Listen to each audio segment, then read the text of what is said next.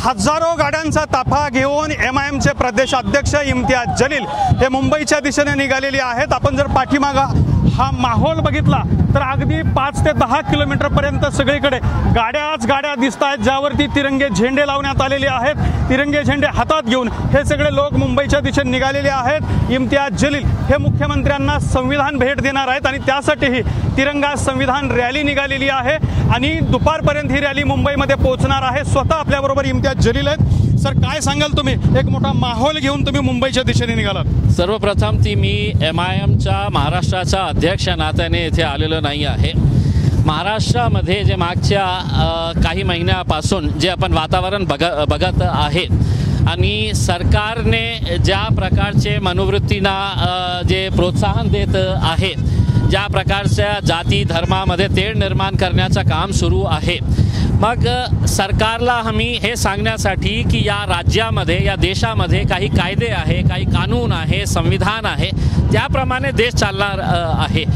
कोणीही स्टेजवर उभे राहतो, कोणत्याही धर्माच्या बाबतीत बोलतो, इथपर्यंत गेलेला आहे की एका स्टेजवर उभे राहून भारतीय जनता पार्टीचा एका नेता असं म्हणतो की आम्ही मुसलमानांना मशिदीमध्ये घुसून चुन के मारेंगे। म्हणजे हे काय क्रिमिनल ॲक्ट आहे का नाही आहे?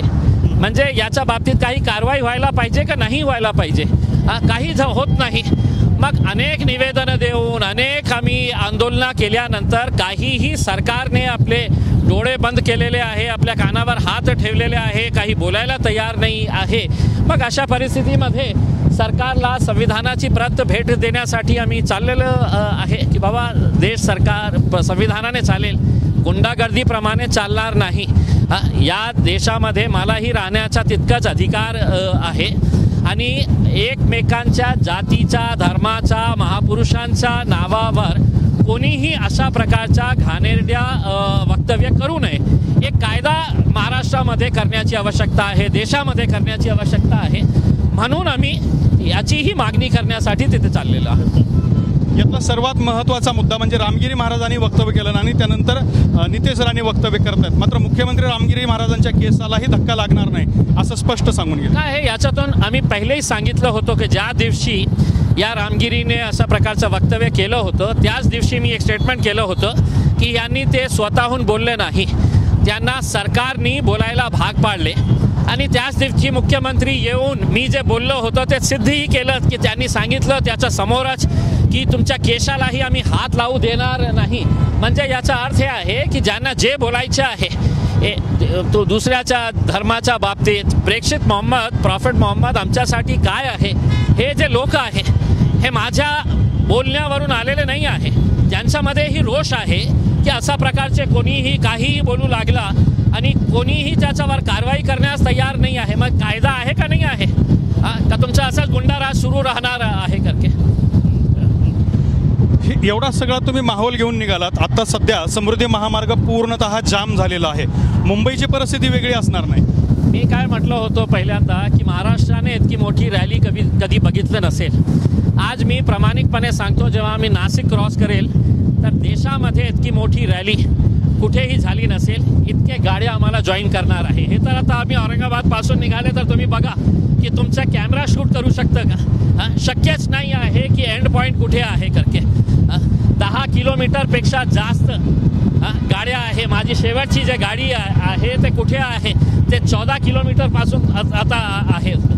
तर तुम्ही बघा मुंबईपर्यंत गेल्यानंतर आमची किती मोठी हे सगळ्या लोकांचा रोष आहे। त्यांना असं वाटतं की या देश माझाही आहे ना, या राज्य माझाही आहे आणि हे राज्य चालवणारे अशा प्रकारच्या घाणेरड्या राजनीती करण्यासाठी हे सगळं करत असेल, करायला लावत असेल तर हे दुर्दैवच म्हणावं लागेल ना बाबा। आता तुम्ही मुंबईला पोहोचणार आहात, संविधान सुद्धा भेट देणार आहात, मात्र हे जे शक्ती प्रदर्शन होतंय अगदी काही दिवसांवरती निवडणुका येऊन ठेपलेल्या आहेत, शक्ती प्रदर्शन आहे काय आहे की मी जेव्हा हे घोषणा केली होती की आपल्याला मुंबईला जायचे होते तर त्यावेळीच मी हे सांगितलं होतं की तुम्ही कोणत्या पक्षामध्ये आहे तिथेच राहा, तुम्ही कोणत्या जमातीशी संबंधित आहे आम्हाला काही देणं घेणं नाही आहे, पण एकदा तरी आपला राज्य वाचवण्यासाठी देश वाचवण्यासाठी आपण सगळे मतभेद विसरू, मुस्लिमांना मशिदीमध्ये मारतोड करण्यात येणार आहे असं जे सांगण्यात येत आहे। तर याच्या बाबतीत नाही आहे, माझ्या नावाने आलेले नाही आहे. हे सगळे लोक आपल्या टी शर्टवर लिहिलेले आहे वी लव्ह प्रॉफेट मोहम्मद, याच्यासाठी आलेले आहे. लोकसभा निवडणुका झाल्या, लोकसभा निवडणुकीमध्ये तुम्हाला सुद्धा पराभवाचा सामना करावा लागला आणि MIMला फारसं काही वेगळे दाखवता आलं नाही महाराष्ट्रामध्ये. आता विधानसभा तोंडावरती आहे. महाराष्ट्रामध्ये आम्ही काही सीट्सच लढलं नाही होतं. औरंगाबादमध्ये लढलो होतो, एकटा लढलं. माझ्याकडे कोणत्याही कुबड्या नाही होतं की 2-2 पक्ष आमच्या सोबत होते करके. तरी सुद्धा 3.5 लाख वोट मी मतमगी घेतलं एकटा लढून. तर काही ताकद वागत संपलेली नाही आहे आणि हे मुद्दा आणि राजनीतीचा मुद्दा वेगळा आहे, याचा काही संबंध नाही आहे.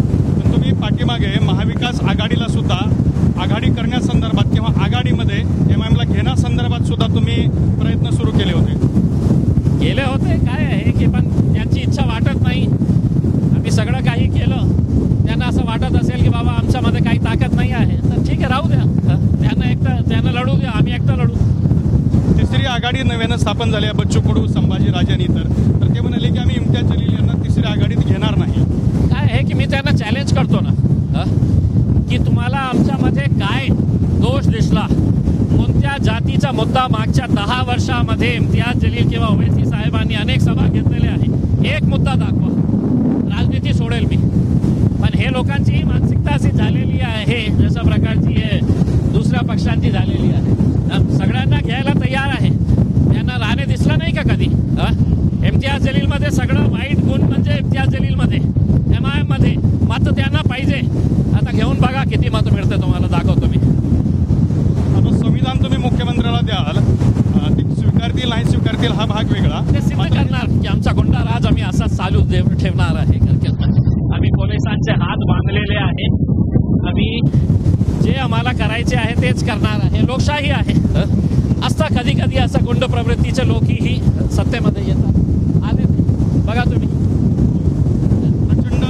अतिभव्य चित्र आपण जर बघितलं तर या तिरंगा संविधान रॅलीज आपल्याला पाहायला मिळत आहेत. हजारो मुस्लिम बांधव आपल्या हजारो गाड्यांमधून सध्या मुंबईच्या दिशेने जात आहेत आणि मुंबईमध्ये मुख्यमंत्र्यांना संविधान भेट देणार आहेत.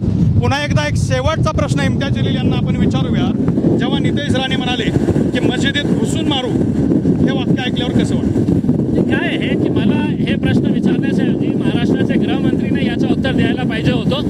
हे सांगायला पाहिजे होतं की आम्ही त्याच्यावर कठोर कारवाई करणार आहे, त्याला जेलमध्ये पाठवणार आहे. नाहीतर त्यांना वाटत असेल की जीभ त्याच्याच तोंडात आहे, माझ्याकडे जीभ नाही आहे, त्याच्यापेक्षा चांगलं बोलू शकतो मी, पण बोलणार नाही. माझी संस्कृती नाही आहे, माझी सभ्यता नाही आहे, माझी तहजीब नाही आहे आणि माझं धर्मानेही अशी परवानगी दिलेलं नाही आहे अशा प्रकारच्या घाणेरड्या वक्तव्य करण्यासाठी. ते त्यांची शिकवण असेल. तर होते इम्तियाज जलील हजारो गाड्यांचा ताफा घेऊन मुंबईच्या दिशेने रवाना झालेली आहेत, मुख्यमंत्र्यांना संविधान भेट देणार आहेत. कॅमेरामन हर्षल निकम सोबत दत्ता कानवटे, TV9 मराठी, छत्रपती संभाजीनगर.